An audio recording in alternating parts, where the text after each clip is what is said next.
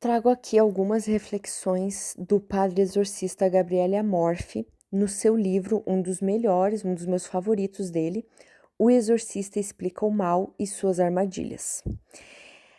Padre Gabriele explica as mais significativas formas de ocultismo, sendo elas magia, astrologia, cartomancia e espiritismo.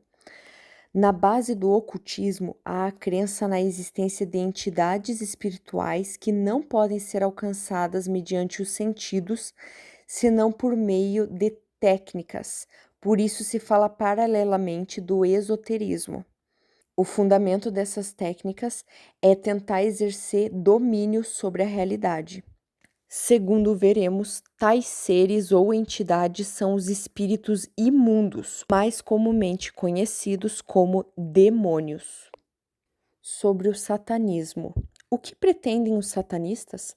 Promover o crescimento dessa espécie ou gênero de devoção, difundindo a teoria e a prática dos 3 princípios que são a base do satanismo. Primeiro, você pode fazer tudo o que desejar. Segundo, ninguém tem direito de obrigá-lo a fazer nada. Terceiro, você é o Deus de si mesmo. É a filosofia do viver uma liberdade sem freios. Com isso, o homem se desvincula de autoridades e renega todas as verdades que provêm diretamente de Deus. O homem acaba negando a existência do paraíso, do inferno, do purgatório, do juízo, os 10 mandamentos, os preceitos da Igreja, Maria Santíssima. Os princípios satanistas têm um ar sedutor, sobretudo para os mais jovens. Repito o que o padre Gabriele sempre fala. A armadilha não parece ser um filme de terror no começo. A armadilha parece ser tudo é bom, tudo leva a Deus, nada faz mal. É assim que funciona. É assim que a armadilha funciona. Padre Gabriele pede, implora praticamente para os pais educarem os filhos na fé, para a vida de fé, mediante a oração, a missa, a participação às vezes em algum grupo de oração, o movimento católico, enfim, a fé católica. Precisamos adquirir um senso de Deus e ter a consciência da existência do pecado e do diabo, que é um espírito tentador que deseja conduzir-nos ao afastamento de Deus e, portanto, à morte. Agindo assim, quando os filhos crescerem, provavelmente terão criado mecanismos de autodefesa para impedir que sejam fisgados por seitas e práticas satânicas. Quando a fé desaparece, as pessoas se entregam em massa à superstição e ao ocultismo. Satanás não deseja filhos, nem mesmo irmãos ou amigos, quer apenas escravos cuja fidelidade arrebanha, prometendo-lhes um prazer ilimitado, e nisso reside a grande mentira, graças a uma liberdade desregrada, base do próprio satanismo. A armadilha não é só a pessoa se consagrar a Satanás de forma consciente, mas também como uma brincadeira. Existem jovens que não levam nada a sério e decidem experimentar coisas, testar qual o problema, não é verdade? Padre Gabriele sempre fala isso, esse discurso esse relativista de que qual o problema? Tudo é uma experiência, né? Nada é para sempre, é muito perigoso.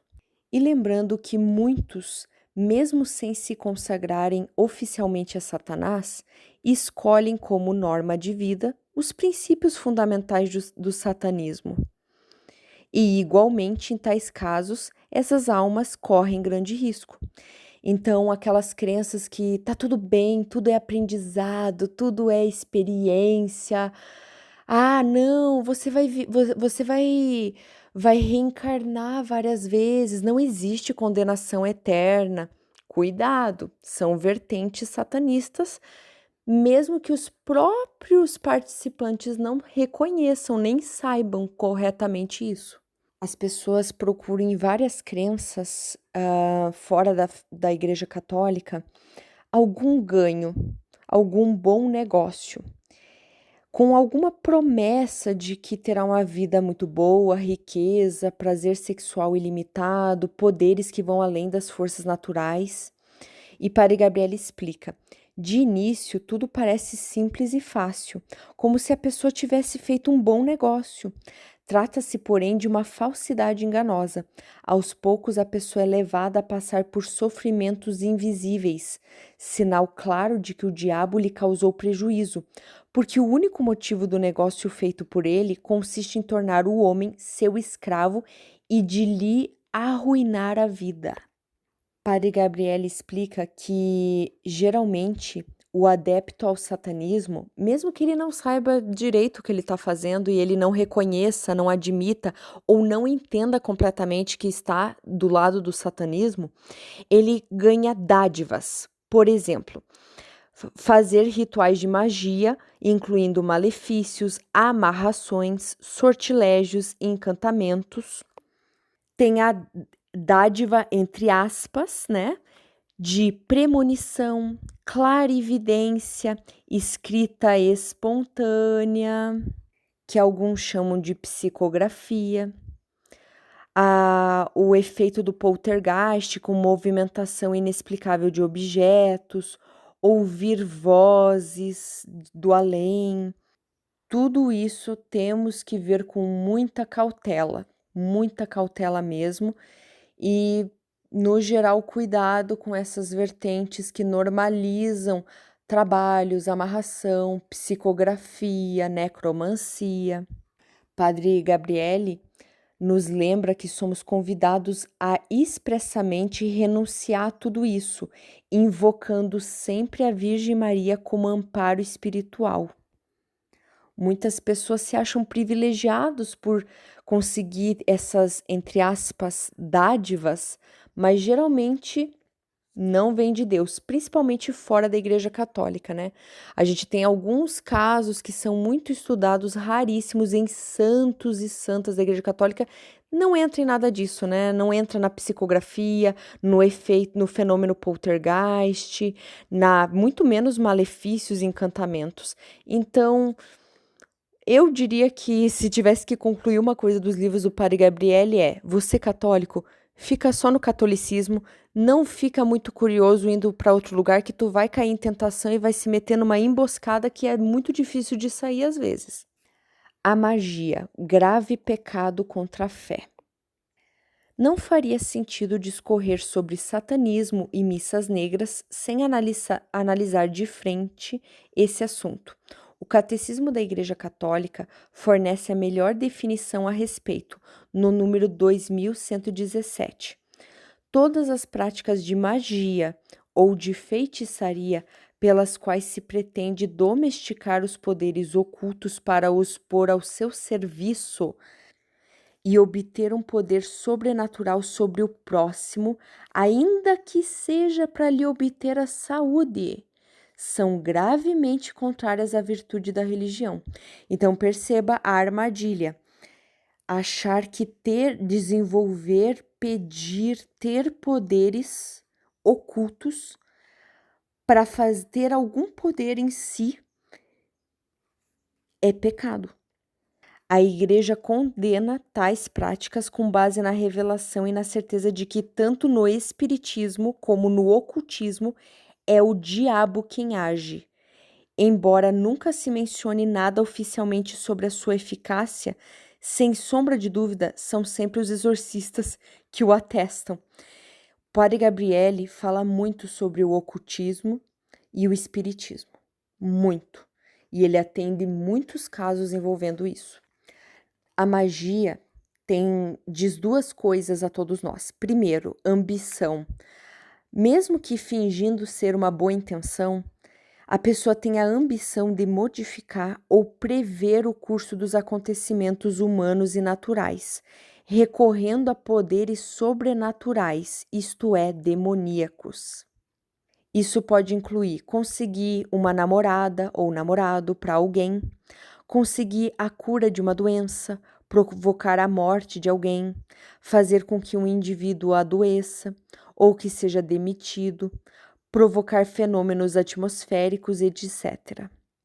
Dito em outros termos, a magia é uma prática utilizada por meio do diabo para fazer o mal ou para exercer influência sobre pessoas ou sobre elementos da realidade criada.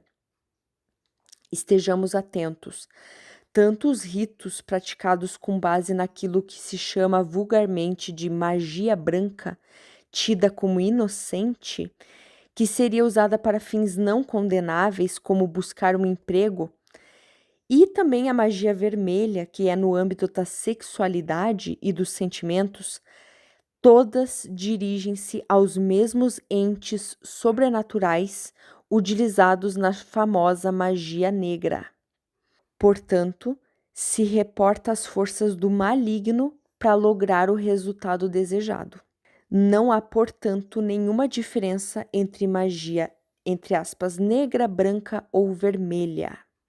O segundo aspecto da magia decorre da definição do Catecismo da Igreja Católica. A magia é gravemente contrária ao primeiro mandamento: não terás nenhum outro Deus à minha frente.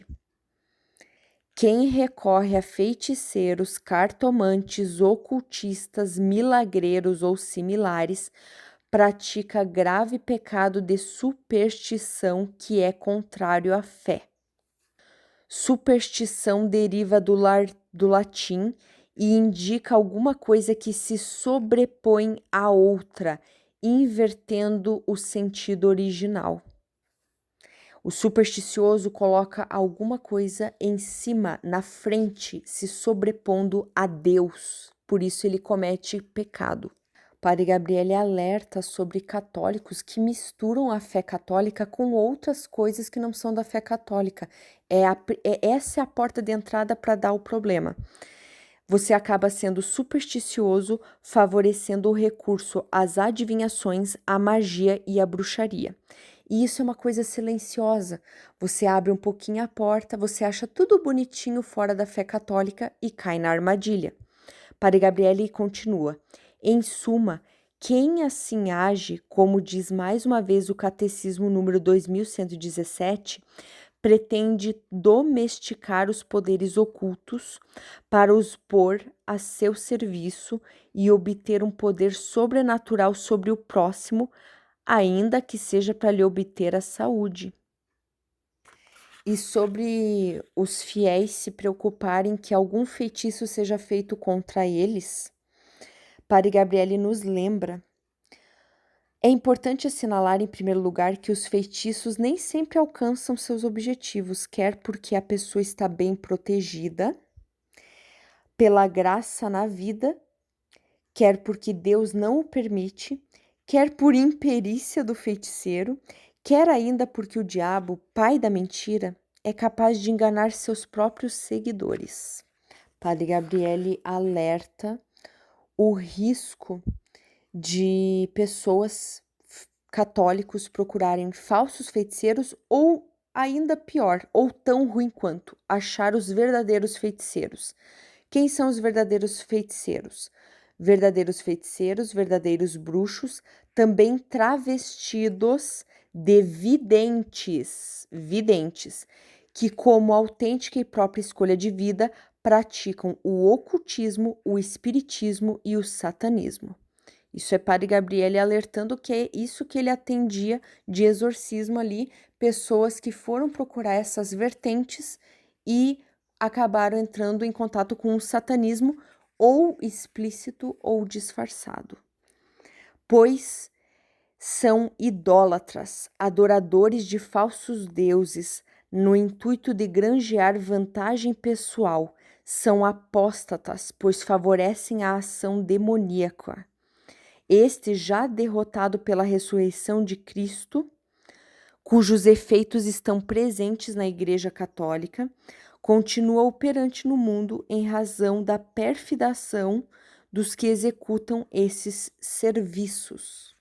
Padre Gabriele continua: o crescimento do número de pessoas possuídas, assim como dos distúrbios espirituais e mentais, tudo isso me faz crer que a maldade e a superstição de quem procura essas pessoas, bem como de quem sozinho ou em grupo, talvez por divertimento, entrega-se ao ocultismo, tais como os que realizam as atrativas práticas espíritas, em linhas gerais, encontra-se na proporção do esmorecimento generalizado da fé, junto à disseminação de uma cultura favorável à magia.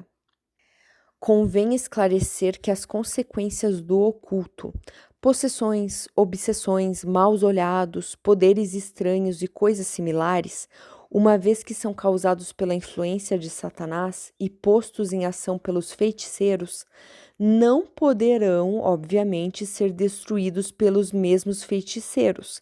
Ao contrário, a intervenção deles somente agrava as coisas. Esses se orgulham, não raro, de também serem exorcistas. Contudo, o que denominamos poderes de libertação dos males da feitiçaria são apenas desdobramentos da ação de Satanás. Ao fim, encontramo-nos sempre em situação pior do que antes, com o acréscimo do vínculo pessoal e espiritual com o feiticeiro. É preciso desconfiar sempre quando um feiticeiro vangloria-se de tais poderes. Não se expulsa demônios com demônios, mas somente com oração e muita oração. Nesses casos é necessário recorrer a um sacerdote ou a um exorcista ou a um grupo de oração. E em todos os livros o padre Gabriele Amorfi fala muito sobre piora em casos de possessão de uma pessoa que procura um centro espírita ou procura um feiticeiro para tentar resolver um problema. São palavras duras para algumas pessoas, mas é um grande aviso para os católicos vindo de um padre exorcista. Deus seja louvado.